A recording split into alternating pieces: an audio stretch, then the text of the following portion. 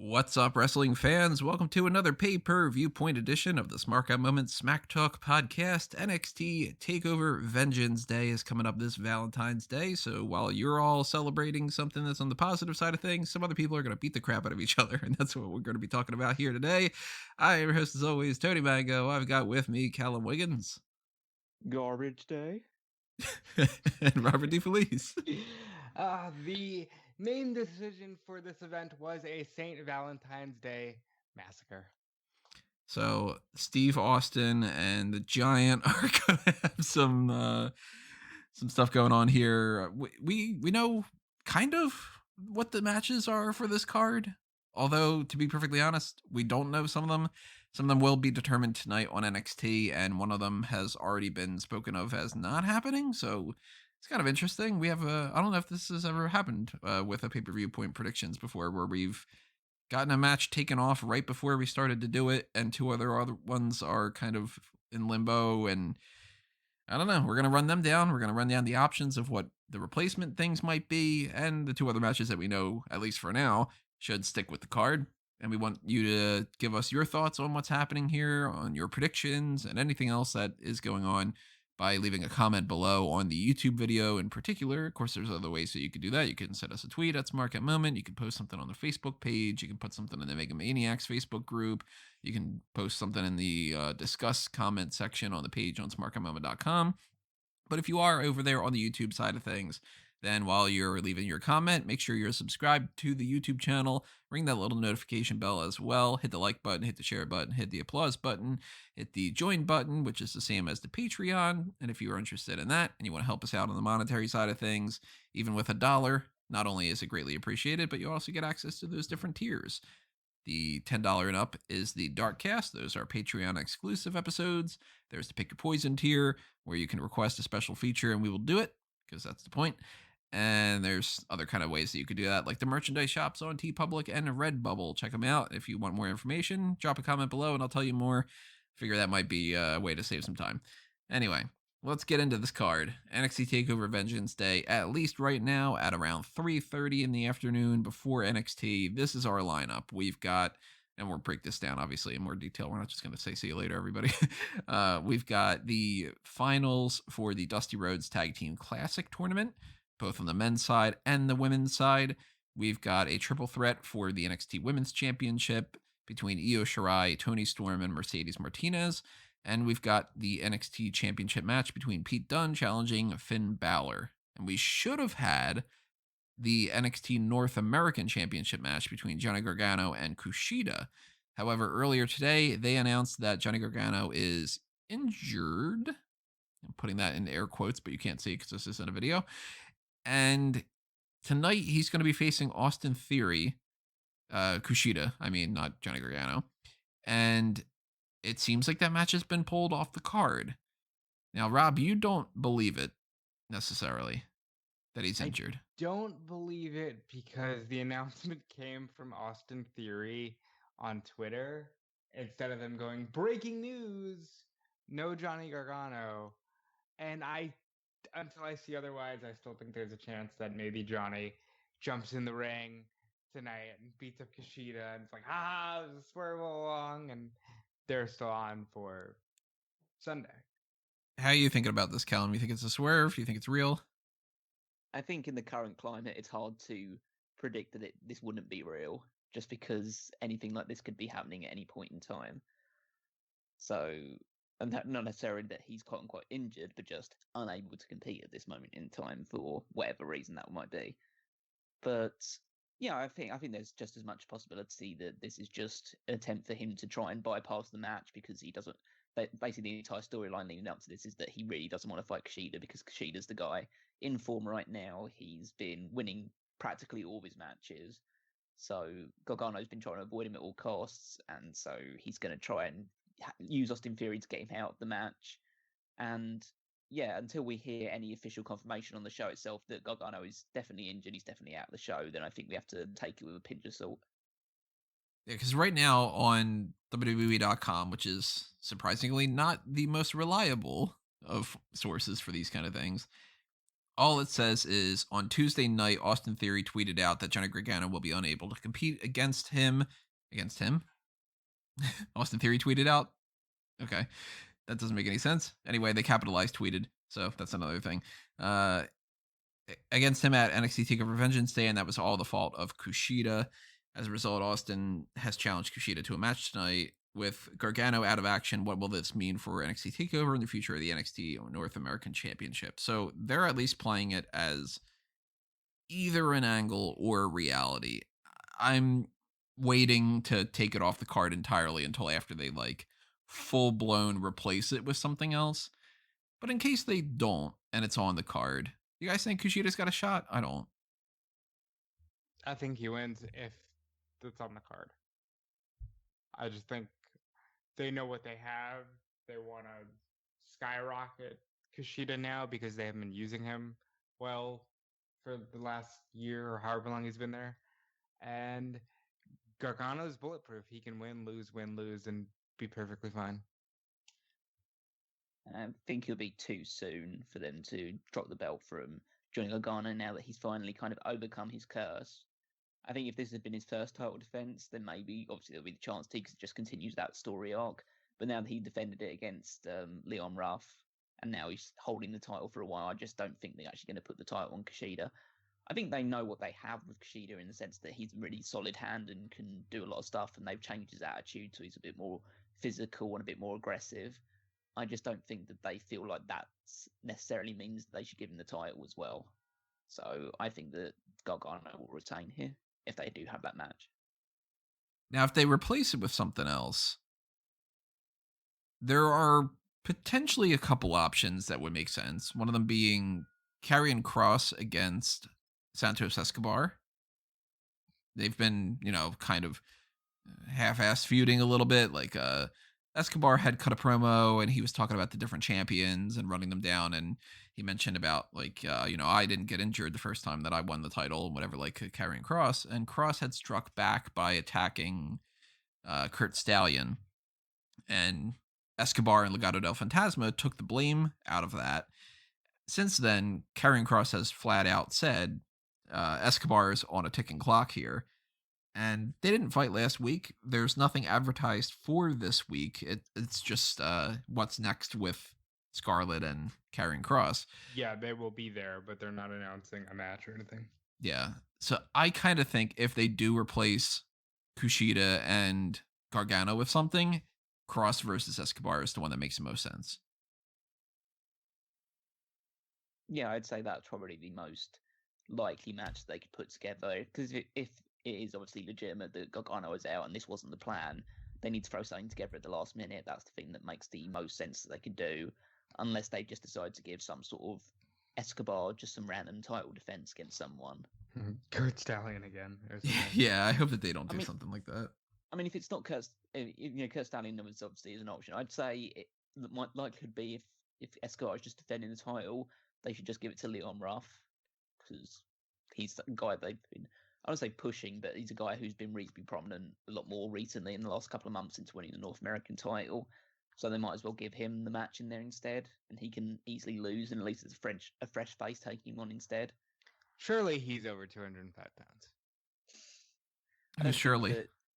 I think I almost feel like he's like below the cruiserweight level almost, so maybe he can't even live up to the cruiserweight standing.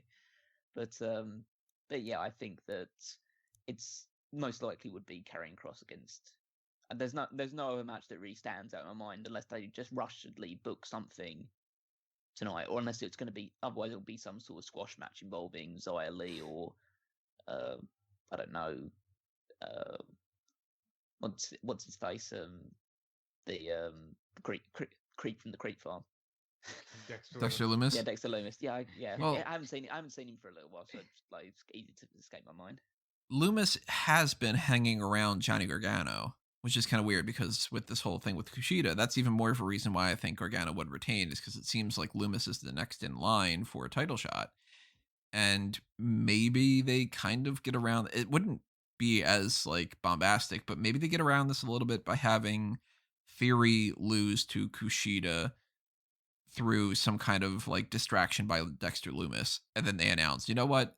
Gargano and Kushida can't fight at TakeOver, but Loomis is going to fight Austin Theory, and they just sort of do that. By the way, Leon Ruff is 157 pounds. Oh, he just about fits into the 205 limit then. So that's an option. I mean, by the way, if it's Cross and Escobar, obviously Cross beats Escobar, and it's not for the Cruiserweight Championship. You never know. Be kind of interesting if that was the case. Well, it is still pretty bizarre in the grand circumstances of things. They're just going to have a guy who really at this point should be challenging again for his NXT Championship that he never lost, and just have him run through the Cruiserweight Champion on his way to getting that. Yeah, I don't know why they decided to book this little feud on the side. I would have thought Cross against well, you know what? I would have thought, if anything, Cross against one of the members of the Undisputed Era would have potentially made some sense, because they're not doing anything on this card. Yeah, I mean, Kyle O'Reilly was the most recent challenger before Pete Dunne for the title, so he could be Kyle O'Reilly on the path to getting his title shot back. Right. So they could be like, Kyle O'Reilly still thinks that he needs to get another shot at Finn Balor, and Cross could be like, hey, I never lost that championship, and, fuck you, pal, kind of. And then that would make sense, because right now Bobby Fish is injured, so of course he's out of the mix. But Roderick Strong and Adam Cole lost in the Dusty Rhodes Tag Team Classic tournament, and Kyle O'Reilly's just not doing anything. So unless the Undisputed Era pops up to back up Finn Balor, whereas Pete Dunne's got Oney Lorcan and Danny Burch, they're not going to be on the card for the first time in a long time. Yeah, and that, I think, could be good if you're transitioning them to the main roster. But True. It does feel empty, doesn't it? And they already did Bronson Reed against Isaiah Swerve Scott. So other than just doing it again for the sake of doing it again, which really is not a good rational thought process, that seems to be a no-go. They've done enough stuff in the meantime where the Scott and Jake Atlas feud is not a feud anymore. Atlas is pretty much just doing his own thing. Scott's feuding primarily, I guess, still with Bronson Reed. And I can't imagine that they just throw on like Drake Maverick and Killian Dane against Ever Rise, or well, depending on who wins the other matches too. That's another thing. Tyler Rust against blah blah blah. Yeah, Mansoor. Like blah, yeah, blah, whatever. Mansoor's not even in the United States, I think, right now. But yeah, like Tyler Rust, you put him against somebody, who cares? Kind of.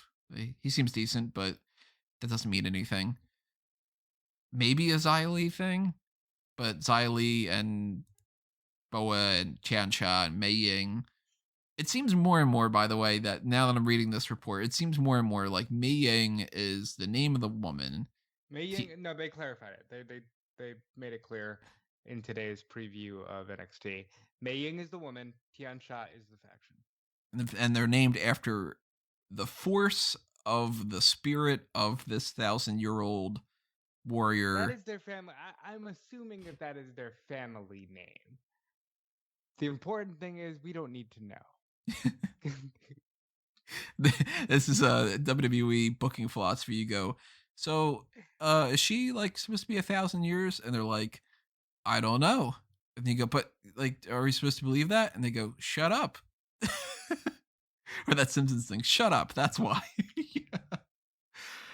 So maybe they get some kind of a thing on there with Xylee. I doubt it. I think that she's just going to have a match tonight, and then that's kind of it.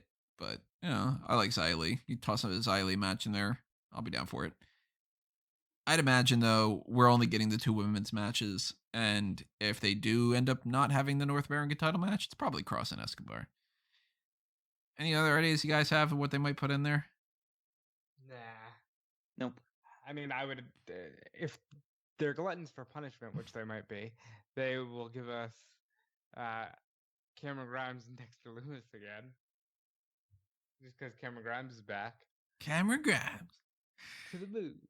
Going all the way to the moon. He's getting into the stock market, I guess. He is Dogecoin. So as far as the tag team classic stuff goes, we currently don't know who is in all 4 spots of the finals. We only know 1 spot. And that is Dakota Kai and Raquel Gonzalez. On the women's side, they are going to fight either Ember Moon and Shotzi Blackheart or The Way, Candice LeRae and Indi Hartwell. Now, if Candice, for some reason, isn't on the show tonight, then I think that speaks to Gargano isn't injured, but they think that he has tested positive for COVID and they keep them away. They haven't alluded to that in the slightest bit. They're still advertising Candice LeRae and Indi Hartwell. They did the bit last week where Kushida hit his elbow and they all got really concerned. Yeah. So it doesn't seem like it would be COVID. I think if it was a COVID situation, they would have pulled the women's match. Mm-hmm. So all things considered, I think it's a go. I don't think it matters because I think Shotzi and Ember go to the finals. There is a chance, though, based off of the way that they do some of these things here and there is a chance that maybe they have some kind of a message of Candice LeRae is at home tending to Johnny Gargano and she can't be there, so she's got a replacement, and that's going to be Indi Hartwell's partner, and then they lose, and then Ember Moon and Shotzi Blackheart move on, and then it ends up being all right, well, the next week afterward, it could be we would have won that match if Candice would have been there or something. They can pull that kind of crap. You know what all this is making me feel like is, hey, this still sucks. Wrestling still is dealing with all this fluid shit, and we're supposed to just act like, oh, this is great, when at any point in time on the road to WrestleMania, a match can be pulled from a major card. Yep. Sucks. COVID. I do think Ember Moon and Shotzi Blackheart win no matter what, though. And they lose to Dakota Kai and Raquel Gonzalez. Yeah, that's pretty much the full process I have going into it as well. It doesn't seem like there's... I mean, the only potential would be if Shotzi and Ember win, just because if, again, we have no clarity over the fact that whether the winner is getting anything other than the cup as in a women's tag team title opportunity. At the moment, the women's tag team champions are heels. And so they could just say, okay, this is the opportunity to have Ember go back up to the main roster after coming back down to NXT and moving Shotzi up there as well. And then they're battling for the tag team titles instead. I'm good with it.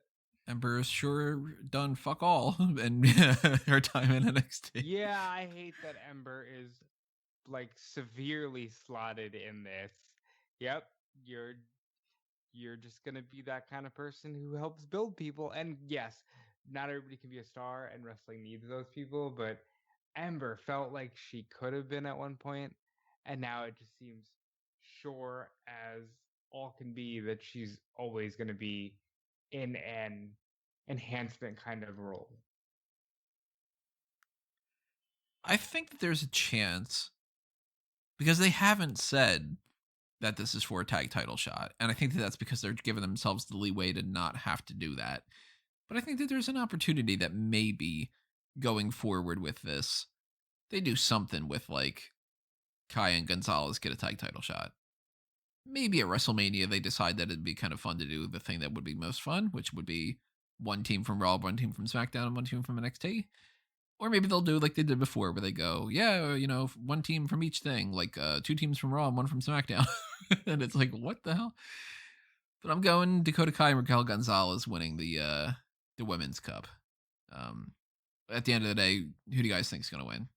Is it going to be the baby faces to get a potential tag title shot, or is it going to go to the better team?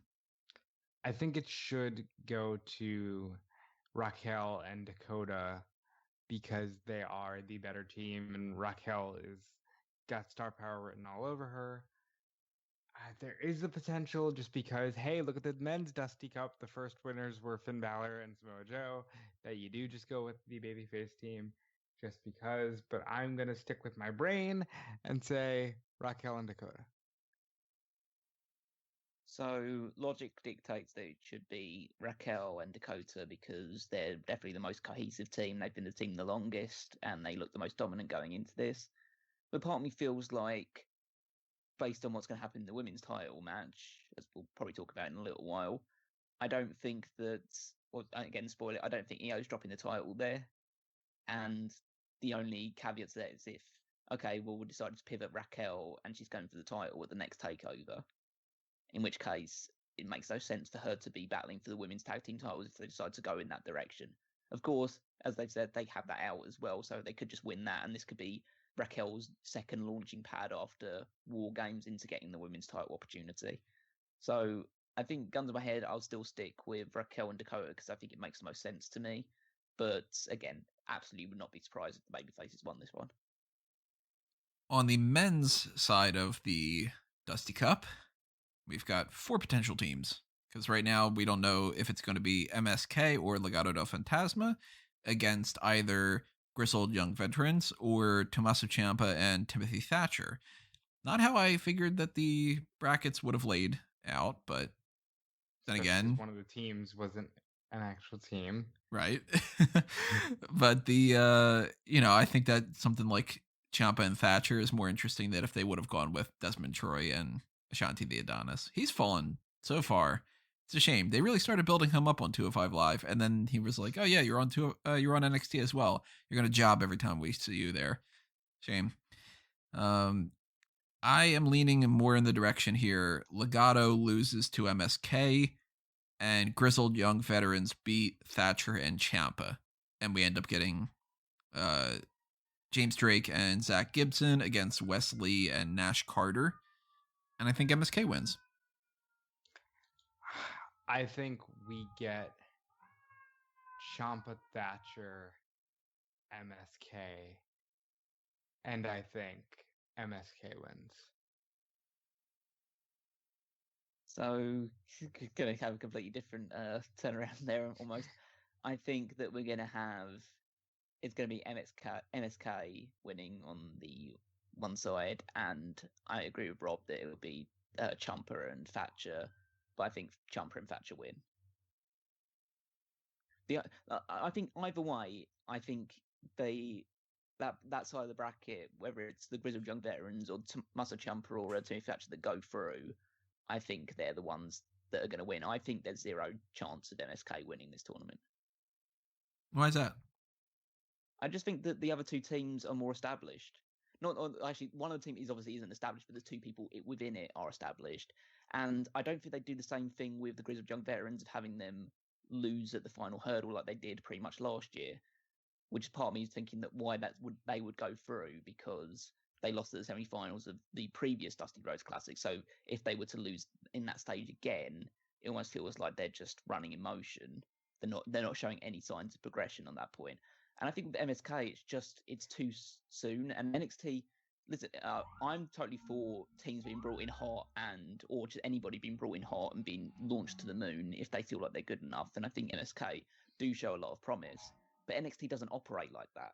It's never operated like that to outside of a few people like Karrion Kross and Kevin Owens, probably are 2 of the major examples. But it never really just shoots people to the moon. They have to earn their way up in that regard.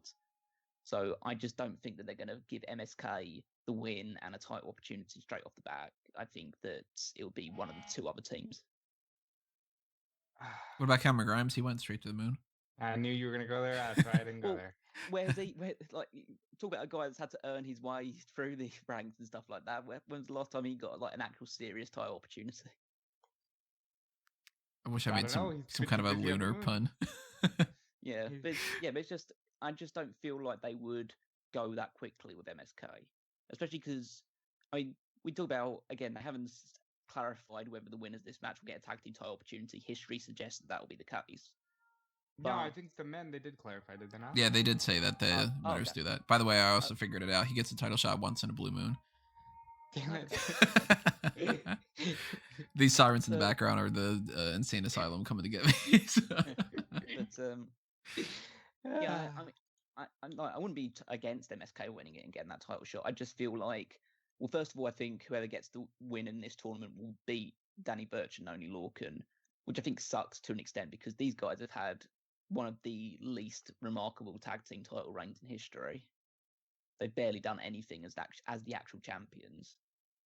And I think that sucks because they worked hard to get this title reign and they've been on the roster for a long time. They finally get their due and then they're just not used pretty much. They're just Pete Dunne Pete Dunne's lackeys essentially. So I don't know why they're still doing that, by the way. Why are they all still a group? Yeah, because Pat McAfee's not there anymore. So, but they decided to stick around. Again, not sure why, but regardless of that side of things, I think that the team that wins this tournament will most likely to beat them for the championships. And so I assume that it would be Grizzled Young Veterans because they've been there for a while. It would be either them because they've been there for a while and that feels like the next logical step for them to take, or it would be Thatcher and Ciampa because they're two names in the or at least Ciampa is a big name in the NXT side of things. So I would assume that they want to give the title on to him to maybe give the titles a bit more momentum that has been lost over the course of the year so far. Now, they never said when this tag title match is going to happen. And that's where I come in with, I think that MSK winning makes sense, where they might do the tag title match on NXT. And then, because we don't know when the next takeover is going to be. They haven't announced it yet.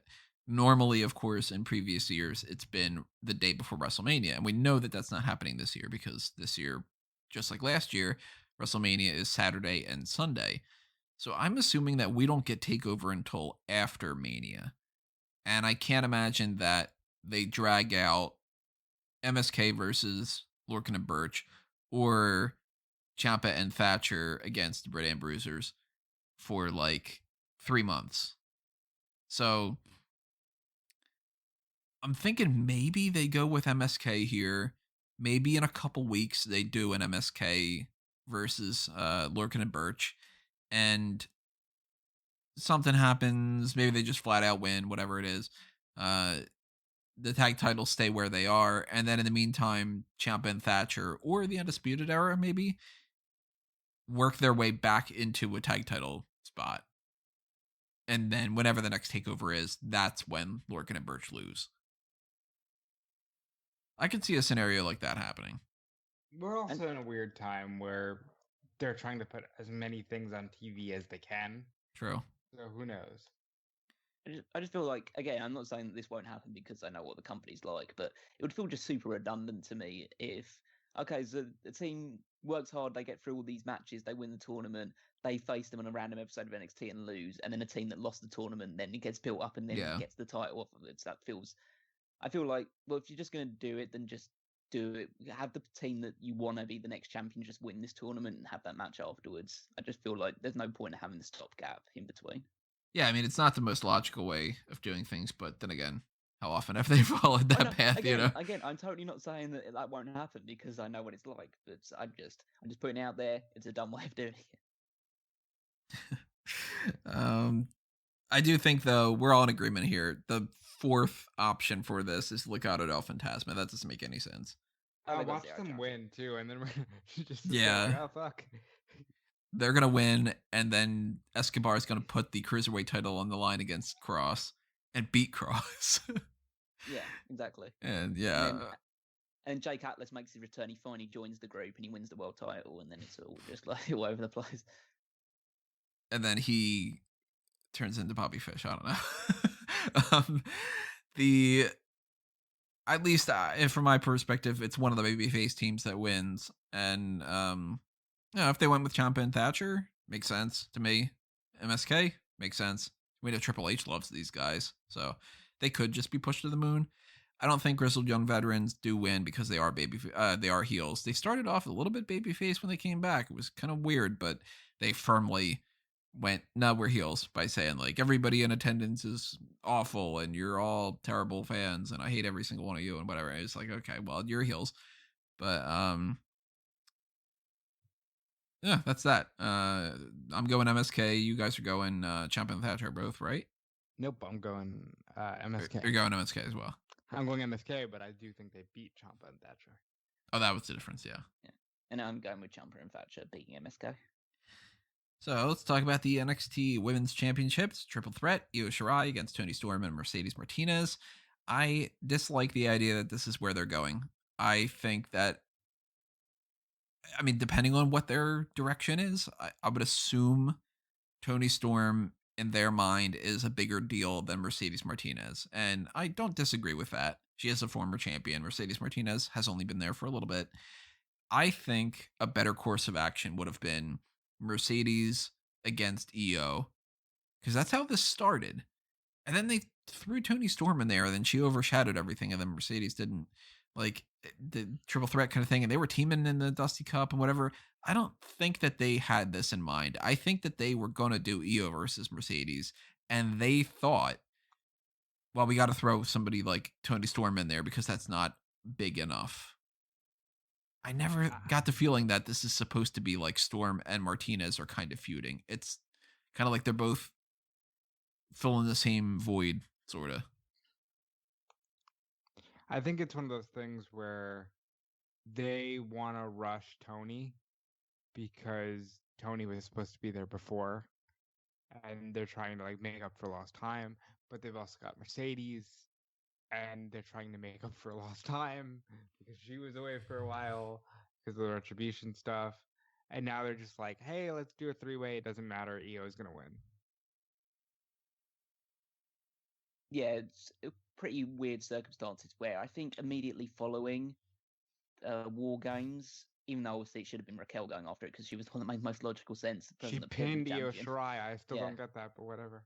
But after that, it was Toni Storm who was cutting in promos and like backstage interviews that she wants the title opportunity. But then she disappeared for a little while, and Mercedes came back and she took out Io, and then they seem to be feuding with each other. Then she's teaming with Toni Storm in this tag tournament, which it was only really there to be put in so Io could cost them the match. And now they're both after Io at the same time feuding with each other. So it is just a bit of a hodgepodge of a three-way feud to set this one up. I think it's just due to the fact that they want to have matches with these two. They want these two to have an opportunity at Io Shirai, but I don't think at the moment, again, not thinking like totally long-term, because I think both of these two could be women's champions in future if they decide to go in that direction. I think right now they're just two stepping stones to who Io will eventually drop the title to, which I can only assume would be Raquel Gonzalez. See, this is not the course of action that I would want, but this is what I think they're going to do. I think Io retains by pinning Mercedes, and Toni Storm gets another shot down the line and beats Io. I mean, I wouldn't be against Toni winning the title. I think she'd be a good champion. I just don't feel like that's the direction that they're going with at the moment. Unless, of course, the course of action for Raquel and Dakota winning the tag titles is that they win the tag title, or they win the tournament, they win the tag titles, and then just moved up to the main roster through that, and Raquel just bypasses NXT. I think there's a chance of that. Yeah. Oh yeah, there's a real chance of that. And then I think on the heel side of things, Toni makes the most sense because for some reason they're never going to give Candice LeRae the women's championship. Yeah, it's really weird. Bullshit, by the way. It really is. But that would be the obvious transition of, okay, we give the title to Toni Storm. Toni Storm in a few months' time drops it to Shotzi Blackheart. Yeah. And move on, essentially. So yeah, I can definitely see that being the case. But I think at the very least, we'll obviously have to see how that plays out going forward. But at the very least, at Vengeance Day, she's not going to drop it in a triple threat match, I don't think. I think the only way she drops it in a triple threat is if Toni pins Martinez. And then they just do the Io Shirai and Toni Storm rematch in a different way, where it's instead of Toni going, you didn't pin me, it's Io saying, I didn't get pinned to lose my title. But I do think that we're getting another Shirai and Storm match. And by the end of these two matches, Shirai's not going to be champion anymore. She's held it for almost a year at this point. She wanted that takeover in your house, which was May, I think, yeah. Was it May? It was the pay-per-view that was like the takeover that was after Mania, because I remember thinking, what the hell is the point of Charlotte winning? It was like a month and a half out after Mania, so it may have been like, it was either May or June. Yeah. So she's almost been a year. At this point, usually the babyface champions don't last that long. And Io Shirai's had a little bit of a tweener edge to her in some circumstances, so maybe that's why she stuck around a little bit longer. Or maybe it's just a pandemic. But typically, the babyface champions are gone in a couple months, and the heel ones are the ones that last a year. And Shirai, I think she's at that point where she could drop the title and nobody's going to go, oh my God, that's way too early. Especially if she drops it to Storm. Now, I'm cool with Mercedes Martinez winning too. Like, I like all three of these. So, whoever wins, I'm happy in the grand scheme of things. But I'm thinking Shirai retains right here at the very least. I just want to put this out there. I don't know if it's because pandemic or a tendency on my behalf to focus on Dynamite on Wednesdays, but like, does this not feel completely deflated from a normal takeover? Oh, it Like, does. yeah, okay, good. It just really seems like there's no energy here. Like, these are options, and this is good, but I, again, I do think it's EO. I think unfortunately both of these women are stepping stones, and I think the division is kind of lost right now, where they have a lot of star power and no direction. But well, first of all, I dispute the idea they have any star power.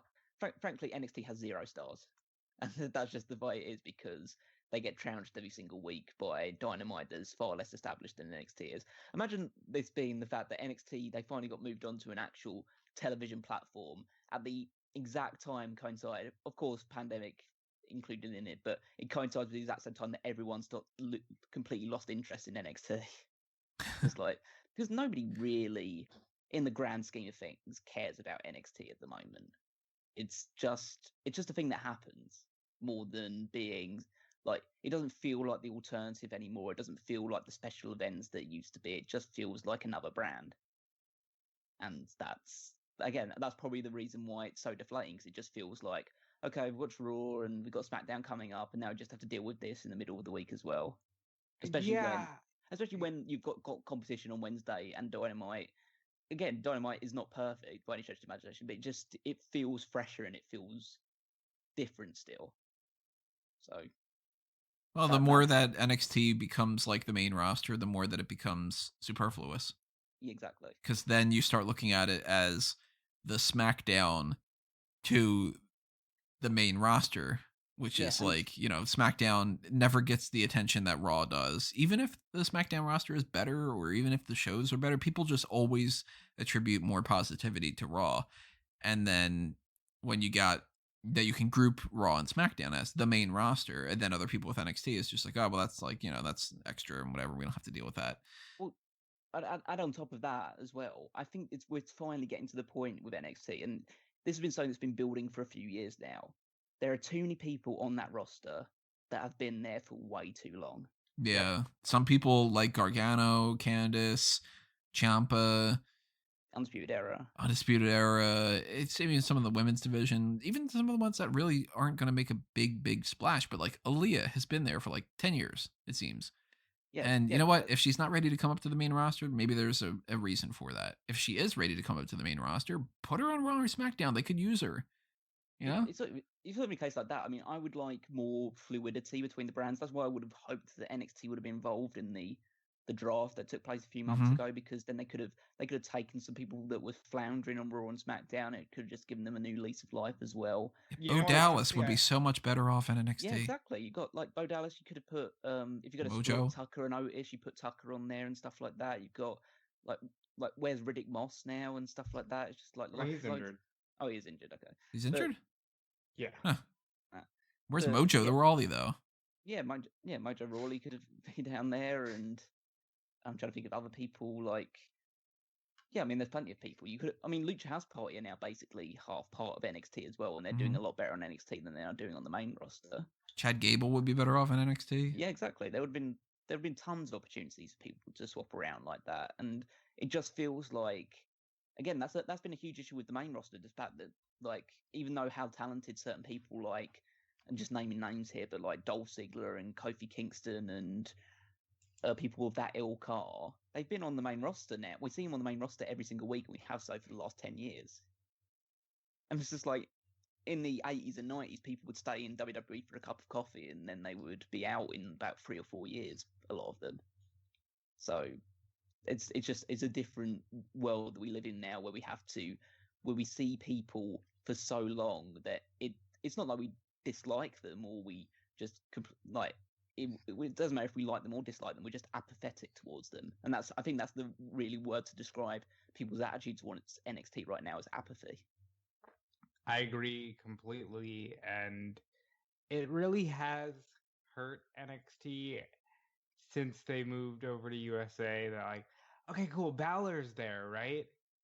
But I almost feel like with both Balor and Moon, they validated the fact that they didn't do anything on the main roster, because even though Balor's the champion, it felt more like Balor got a circumstantial title run because the other three options were the three dudes who carried the brand for the last 2 years and they didn't want to go back.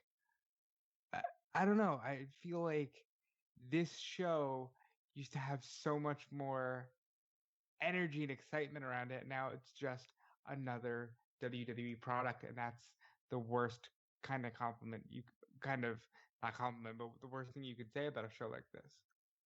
You know, it's also indicative of a problem that we've said before. There are too many special events.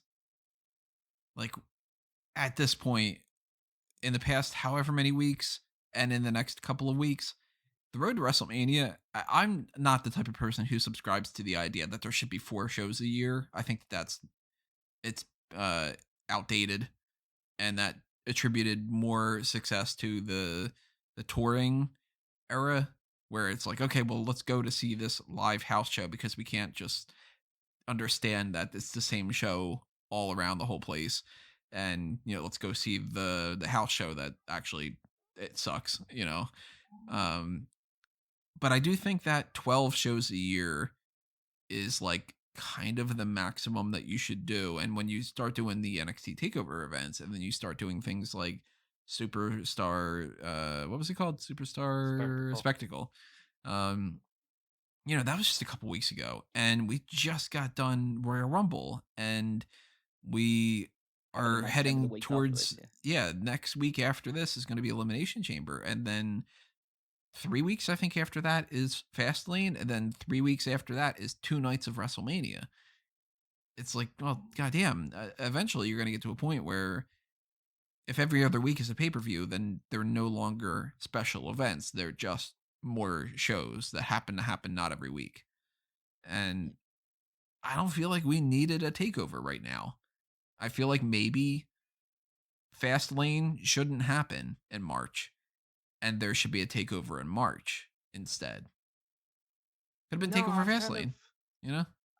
I'm kind of really missing takeovers being paired with the pay-per-views. And I know previously I was kind of like, oh, it's cool that they're doing their own thing. But now I'm like, you know, I think it added to the pay-per-view weekend. It added a different energy to the weekend. I think they're better off pairing them with the pay-per-views. I don't want to like put this. Obviously, I know it's taking a bit of a negative direction, as is our way typically, because we're talking about WWE. But again, I don't want to take away from the fact that I'm probably still going to watch this show and still going to enjoy the wrestling that's on here, because that's the thing that usually just happens on Takeover. There's good wrestling happens. It's just the whole atmosphere surrounding it is in a downward trend at the moment. Yeah, but then I'll watch this show in isolation and enjoy pretty much every match that will happen on it. So. Yeah, there's not really like a bad performer on this card, and I'm sure the matches are going to be great, but at the same time, it just doesn't feel like it's a takeover. I don't feel like we're talking about a pay-per-view point right now. I feel like we're going through some hot tags or something. Yeah, that's probably the way to describe it. It's like the actual show itself is something that we'll probably just sit down and we'll enjoy the wrestling for what it is, but it doesn't feel like it matters in the grand scheme of things at the moment. I do apologize for taking it in this direction. It was just like a feeling that was coming over me, and I just wanted to get it out there, you know? No, I think we said this about in one way or another. We said this about probably the last like 3 or 4 takeovers. There's been that general malaise that's surrounding this promotion right now, and it's clear to see in the fact that they're just being trounced week in and week out by AEW. And even if AEW gets less viewers than NXT does and stuff like that, obviously they're better in the demos every single week anyway, but it's more just due to the fact that there's always more buzz and there's always more things to be talking about that happen on an AEW show rather than NXT, which just seems to really happen. It might have better matches than AEW does on a week-to-week basis in certain areas, but AEW always comes out with more buzz than NXT does. And to be fair to NXT, AEW Dynamite is AEW's Monday Night Raw. It's their one show that they put all their eggs in the basket for, because they clearly don't do that when it comes to Dark. Dark is just, how about these guys? And, you know, here's 14 matches for 3 hours. But like, you know, when it comes to Dynamite, that's where they're putting all their attention into. Whereas WWE, as much as they try to give you that company speak bullshit, there is a pecking order. Because if there wasn't a pecking order, main event would be listed under the shows page of WWE.com. It's just like, let's be honest. You don't go out of your way to put Fight Like a Girl on there and not main event if you don't care about the one show. And NXT is never going to be as big of a priority to WWE as Dynamite is to AEW. So the only way to fix that is to care. And when WWE gets things like the Peacock deal and whatever, and it shows that they kind of can fail upward or they can just stay unilateral, then they go, well, why put in the effort? And to them, if NXT is doing the way that it is and USA is fine with it, they're not going to try harder. And maybe the way to get around that is to get a creative team that actually takes that under consideration as their baby, and that's all they work on. But every time that happens, then they go, oh, those people are great. Let's bring them up tomorrow. Or let's put them on SmackDown or whatever. And then it comes, developmental brand is developmental for lots of different reasons. But, I mean, we're at a point now where like Finn Balor versus Pete Dunne, there's no way that this match is going to be bad. And if Pete Dunne won the championship, I'd be like, this is amazing. If Finn Balor retains, I'm like, it's cool. Finn Balor, I don't like as much as some other people do, but he's a worthwhile champion, and he'll hold it for Karrion Kross. This will be a great match. And I'm like, all right, well, when's Karrion Kross going to win that title? Probably at WrestleMania. But if my major talking point of a match that's going to be as good as this one is I think Karrion Kross beats Finn Balor at WrestleMania, and then we just are kind of looking forward to April. That kind of sucks, because it's a shame that I'm not like, oh man, Pete Dunne, Finn Balor, this is going to be amazing. But it's like, I know that that's just a holdover. Right. It's kind of like hard to add too much to that side of things. Just like this match is going to be very, very good because both guys involved are excellent in the ring, and I'm sure they'll put a very good match together. I do have to say that at least, again, it's a subject that's been talked about probably more and more in the last couple of weeks. It is quite refreshing to see someone under the age of 30 in a world title match in WWE. So that's one thing that we can give a bit of a nod to. But isn't it amazing that like we talk about Pete Dunne like 4 or 5 years ago in that takeover Chicago, just coming out of nowhere and just stealing the show with Tyler Bate, and then it's several years later and he's kind of not gone any further than that. I mean, he's more of a main eventer now, obviously, because he's been positioned in that regards, but he hasn't actually, like, you would have thought that would have happened a year after that rather than 4 or 5 years after it.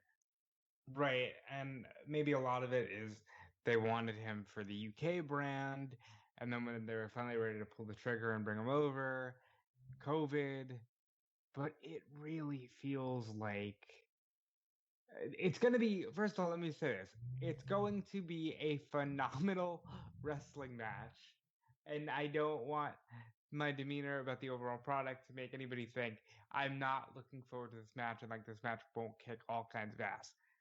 But I don't buy Pete Dunne winning this match. I don't buy Finn Balor as champion.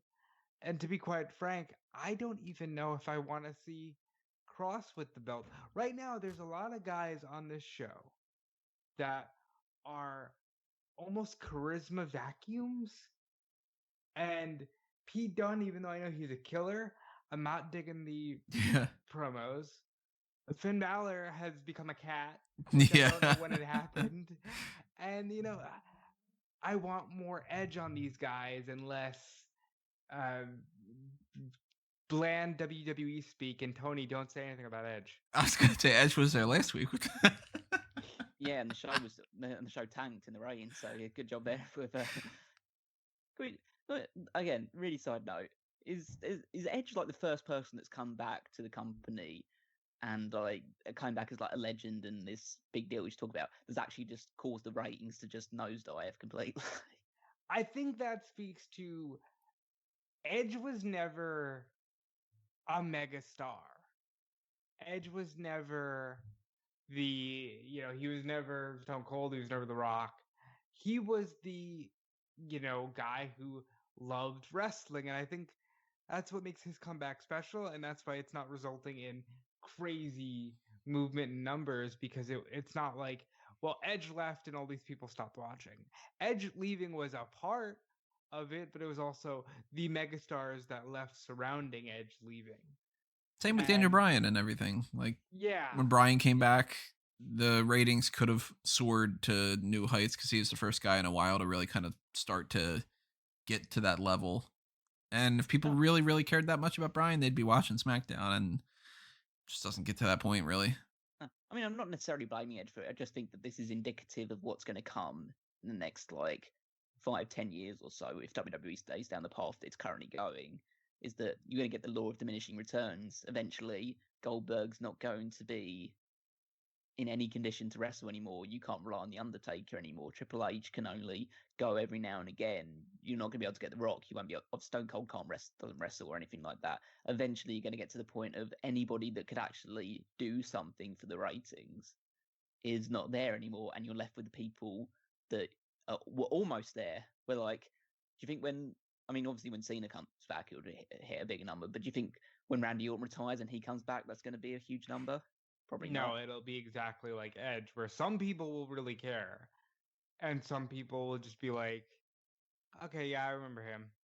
But then you'll get Stephanie McMahon on some kind of thing, or Vince McMahon or whoever, and they'll be like, look at all the tweets. Yeah. So anyway, I know that's a little bit of a sidetrack and stuff like that, but I agree with what Rob's saying. These two don't come across as the most charismatic pair, and that's means the energy for this match is a little bit off. I mean, hopefully they change that on this episode of NXT if they go face to face and they have a nice little segment together. But let's put it this way: they're not promo guys. They're guys that let their talking get done in the ring. So obviously, Finn Balor would hopefully get his talking done in the ring if he gets out of this match without a broken jaw this time. But that's gonna be eaten to a straw. But here's one of these things that I'm hoping it's not just me and maybe the fandom and hopefully the performers are feeling like, yeah, we need more promo guys. Because, not to go back to Edge, but we had this moment on Raw where Edge obliterated The Miz. That's on a the word. Microphone. And Hunter, whenever he gets on the microphone, just fucking runs through the entire roster. And every time these guys talk, even when they're completely fucking broken down, it's like, oh yeah, that's the thing that's missing. And we need guys who can go on the microphone now. Well, I guess when we get the promo about how the cat's claws came out and beat up Pete Dunne, then and maybe then talk about how he's gonna break those claws because break claws, just snap the fingers and everything. Snap your fingers. Claws. Yeah, I break guarantee claws. you. Gonna take your title. Gonna stand over you. Gonna put it in my mouth.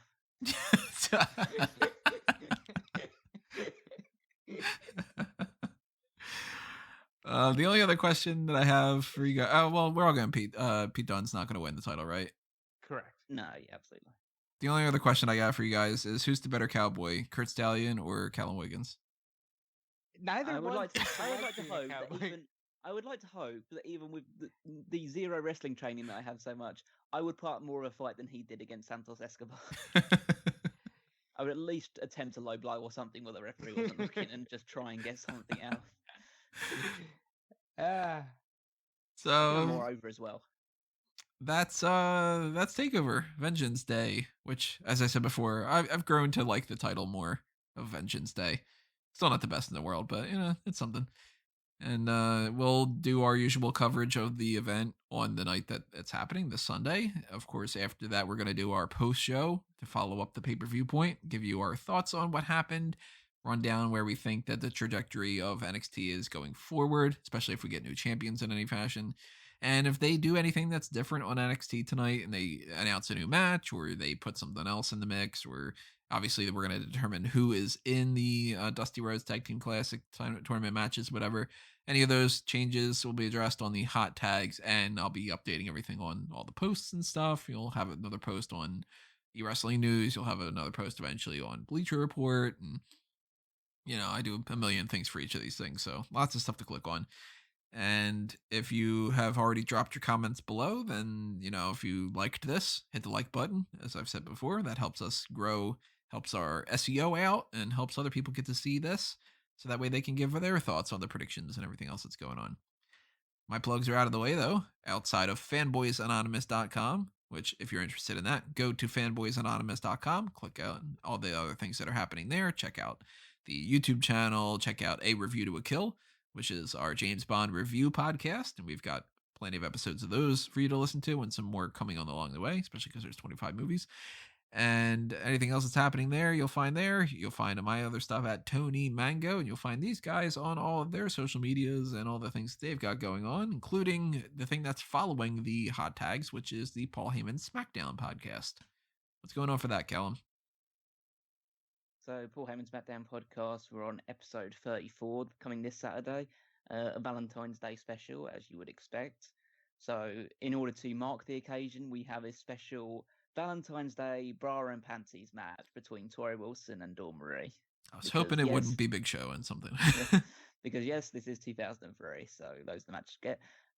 We also have a main event featuring Brock Lesnar against John Cena, which has a completely different meaning in 2003 than it does in what it would do nowadays. We have all the most Team Angle in action. We have matches with Edge and Rey Mysterio's on the show, and Chris Benoit. We're against A-Train, so plenty of matches to look forward to, plenty of discussion points. We have more Undertaker looking in crates to see what the Big Show has left for him. We have... we don't have any, unfortunately, again, I just was spoiled just so people aren't disappointed, no involvement of either the Hulk Hogan or The Rock. Because I erroneously thought that this was the go-home show for No Way Out. It turns out we've got one more show before No Way Out as well, so I have to be talking about that one next week as well. And the episode 35, obviously a week on Saturday, will have Hogan and The Rock going at it in a verbal exchange in the ring. So, and then we can talk about No Way Out when you get over to the Patreon side of things. So if you're at the $10 tier or above, then you'll be able to listen to our review of No Way Out 2003, which is pretty much our penultimate show before the final show of the series, which takes place on the 27th of February. So mark your calendars then, because that'll be the final time that we cross over into the year 2003, outside of a few other little special bits and pieces that myself and Rob have planned, and hopefully Toni can get involved in at least one of those things as well. So yeah, that's pretty much what the plan's looking like for Paul Heyman SmackDown from now going forward. Of course, you can also check out all of the articles on smarkatmoment.com, including the power rankings, because that's my weekly contribution, but make sure you check out all the other stuff there as well. And follow me on Twitter at WickMeister14. Yes, and you can follow me on Twitter at DudeFelice. Since you are obviously a wrestling fan, you should be checking out everything I'm doing over at Fightful.com. Check out everything Sean Ross Sapp has going on with Fightful Select. Check out everything over at WrestleZone.com. Just a lot of wrestling this weekend. There's the Impact No Surrender special event, which will feature Private Party going for the tag titles. There's Tommy Dreamer getting a world title shot on his 50th birthday. There's Bloodsport this weekend. So much wrestling, so little time, but there's still no time to die. And I'm also on the fanboy stuff with Toni doing the James Bond things and Mulan and Batman, Superman, Public Enemies. And I'm having a blast. So yeah, there's that. Alrighty, everybody, that's it. And we will be seeing you next time. Hopefully you enjoy the rest of the week. Hopefully you enjoy NXT tonight. Hopefully you enjoy the TakeOver event. And we'll see you when we see everybody. But for now, this has been another Smark Out moment. And we're being counted out.